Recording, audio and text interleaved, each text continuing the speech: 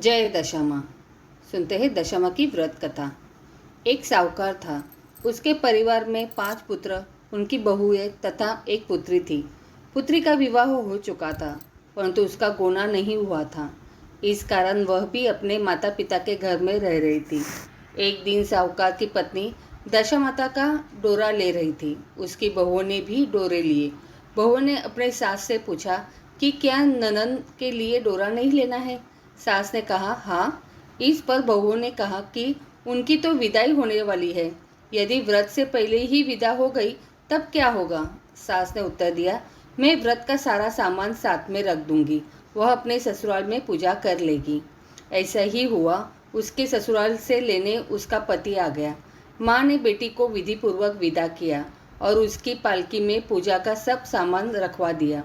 लड़की जब अपने ससुराल पहुंची तो उसके घर के आंगन में गलीचा बिछाकर बैठाया गया। आस पड़ोस की महिलाएं नई बहू को देखने आने लगी। सब उसकी सुंदरता और गहने कपड़ों की तारीफ करने लगी। किसी की निगाह उसके गले में बंधे डोरे पर पड़ गई।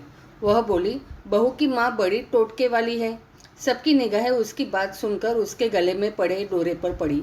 सभी स्त्रियां डोरे के बारे में अपनी अपनी राय पर प्रकट करने लगी। शाम को सास, ननंद, देवरानी, जेठानी, घर की सभी स्त्रियां भी उसी डोरे की चर्चा करने लगी। सब डोरे की निंदा कर रही थी। सुबह से शाम तक डोरे के बारे में सुनते सुनते बहू का दिमाग खराब हो गया। उसने डोरे को गले से उतारकर जलती हुई आग में डाल दिया। डोरे के जलते ही सारे घर में आग लग गई। घर में रखा सब धन धान्य जल गया।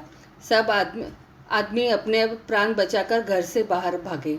अब घर में केवल नई बहू और उसका पति रह गया। बाकी सब भाग गए थे। घर का सारा सामान जल गया था। घर में अब न खाने को अन्न था और न ही पहनने के लिए वस्त्र बचे थे। इसलिए दोनों पति पत्नी गांव छोड़कर रोजगार खोजने चल दिए। चलते चलते वे उसी गांव में पहुंच गए जहां की वह लड़की थी। लड़की ने अपने पति से कहा, तुम यहाँ भाई झोंको और मैं भी कोई काम ढूंढती हूँ। पत्नी का कहना मानकर वह बाहर झोंकने लगा और वह स्वयं एक कुएं पर जाकर बैठ गई। उसी कुएं पर सारे गांव की स्त्रियां पानी भरने आया करती थी। उस लड़की की भाभियां उस कुएं पर पानी भरने आई, परंतु उन्होंने अपनी ननद को नहीं पहचाना। वे उससे बोली, तुम तो किसी भले घर की लड़की मालूम होती हो, कुछ काम करना चाहती हो तो बोलो। लड़की बोली, काम तो करूंगी, परंतु कोई नीच काम नहीं करूंगी। बड़ी भाभी बोली, हमारी ननद ससुराल चली गई है, तुम हमारे बच्चों की देखभाल करती रहना और हमारे घर से सीधा लेकर अपना भोजन बना लिया करना।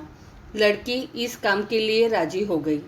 लड़की की भाभी अपने घर आई और सास से बोली, कुएं पर एक अनाथ लड़की बैठी है, वह हमारे घर रहने और बच्चों की देखभाल करने को राजी है, आप कहो तो हम उसे रख ले। सास ने कहा, खुशी से रख लो, परंतु आप में कलह मत करना। सब बहुएं राजी हो गई। वे वापस कुएं पर आई और उसे घर ले आई। वह अपने भतीजे और भतीजियों की देखभाल करने लगी और अपना जीवन निर्वाह करने लगी। एक दिन दशामाता का डोरा लेने का अवसर आया। सास के कहने पर सब बहुएं ने डोरा लिया। बहुओं ने सास से पूछा कि क्या इस लड़की के लिए भी डोरा लेना है। सास ने कहा हाँ। बहुओं ने कहा, इसी प्रकार अपने ननंद जी के लिए डोरा लिया था, परंतु पूजा से पहले ही उनकी विदाई हो गई। अब इस लड़की को डोरा दिलाना चाहती हो, यदि यह पूजा से पहले चली गई तो क्या होगा। सास बोली, तुम्हारी ननंद ने अपने घर जाकर पूजा की होगी, यह लड़की पूजा होने तक इसी घर में रहेगी तो अपने आप पूजा में शामिल हो जाएगी और यदि कहीं चली गई तो वहां पर भी पूजा कर लेगी। सर्वसम्मति के से लड़की ने भी दशामाता का डोरा ले लिया। 9 दिन तक वह दशामाता की कहानी तथा व्रत पूजन में शामिल होती रही। 10वें दिन लड़की की माता व बहुओं ने सर से स्नान किया और घर में चौका लगाया तथा पूजन की तैयारी करने लगी। लड़की बहुओं से बोली, यदि कोई पुराना कपड़ा मिल जाए तो भी मैं स्नान कर लूँ। बहुओं ने अपनी सास से पूछकर अपनी ननद की साड़ी उस लड़की को दे दी। अपनी पुरानी साड़ी लेकर वह स्नान करने लगी। उसने सर से स्नान करके साड़ी पहनी और घर आ गई। घर पर पूजा आरंभ हो गई। वह जैसे ही पूजा के पास आकर बैठी तो बहुओं ने कहा, यह तो हमारी ननद जैसी लग रही है।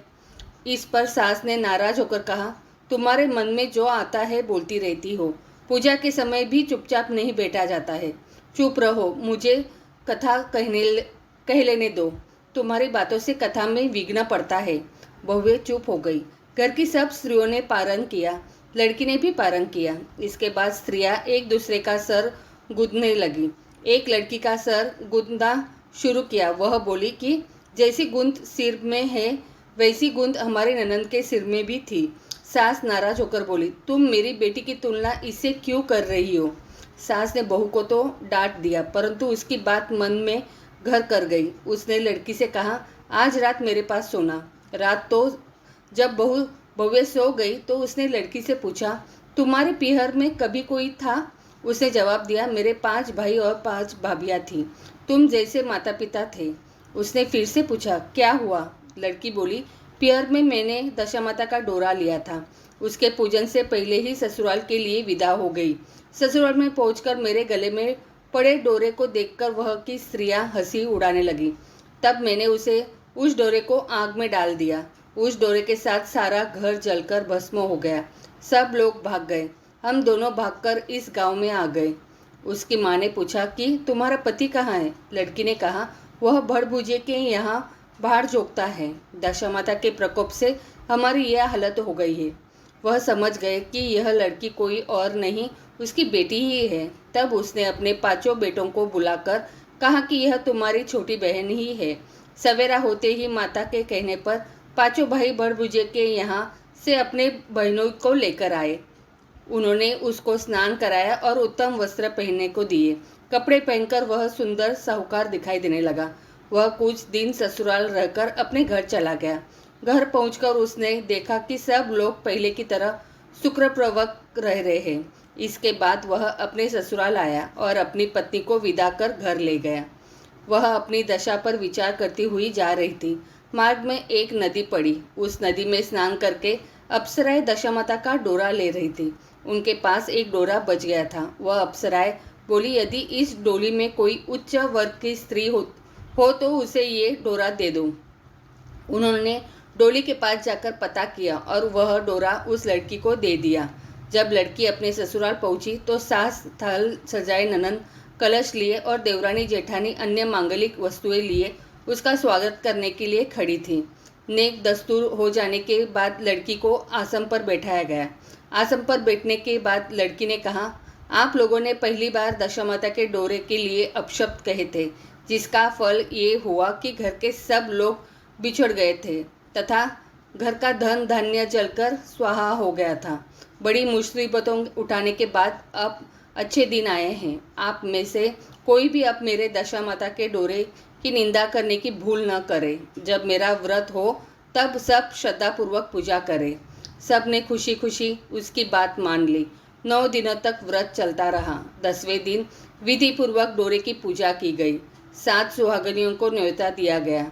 उनका श्रृंगार करके आंचल भरा गया। इस प्रकार दशामाता का पूजन समाप्त हुआ। जिस प्रकार दशामाता ने उस लड़की के दिन फेरे, वैसे ही वह सब पर दया करना। जय दशा माँ।